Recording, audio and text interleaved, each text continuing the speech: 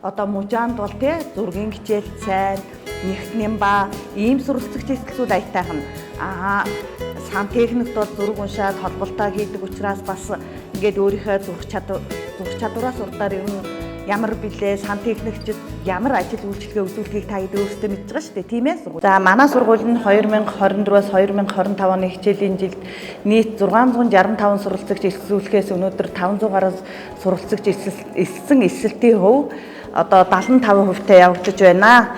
За тэгээд 9-р анги төгсөгчдөөс бид модитлийн мужаан, сан техник, талах нарийн бов гэсэн бетон арматур гэсэн мэрэгжил өрг өгсөрөгчээр нэмэлт эсэлтүүд авч байна.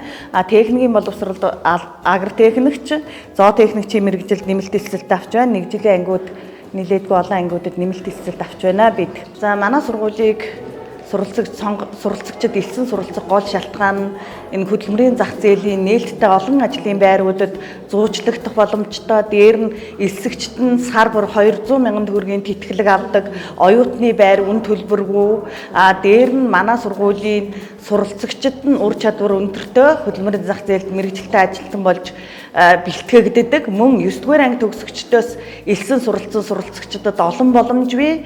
1-р нь 9-р анги төгсөөд бүрэн нүнд боловсролоо эзэмшээд, мэргэжил эзэмшээд дараа нь техникийн боловсрол буюу хуучнаар дипломын дээд боловсролын ангиудад 1.5 жилээр дэвшин суралцаад дипломын дээд боловсролыг үн төлбөргүй эзэмших ийм боломжтой сайхан сургууль байгаа юм аа. Ховд аймаг дэх хөгжил политехник коллежийн эсэлтийн бүртгэл нь одоо Тулгын 330-ын нурдлын төв сургууль дээрээ өглөө 8 цагаас 17 цагийн хооронд өдөр бүр явагдаж байна. Та бүхэн ирж ирсээрээ мөн амралтын өдрүүдэд эсэлтийн бүртгэл мөн явагдана.